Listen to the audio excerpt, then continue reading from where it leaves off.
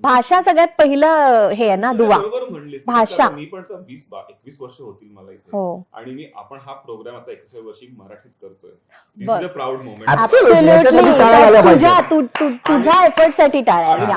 आणि मला हे सांगायचं आहे याच्यामध्ये की तुम्ही तुमची भाषा समजा समृद्ध ठेवली ना, तर तुम्हाला पुढच्या जनरेशन गॅप्स मध्ये इश्यूज येत नाही. आणि ते तुम्ही भाषा आली की ऑटोमॅटिकली तुमचं कल्चर येतं, बरोबर, तुमचे सणवार येतात, तुमची चालीरीती येतात, आणि you start connecting with people automatically. हो, तुम्ही एलियन राहत नाही मग. एक्झॅक्टली. मी 24व्या वर्षी येऊन इंग्लिश जर फाडफाड इंग्लिश बोलू शकलो, मी मराठी मीडियम मध्ये शिकलेलो आहे. आम्ही पण.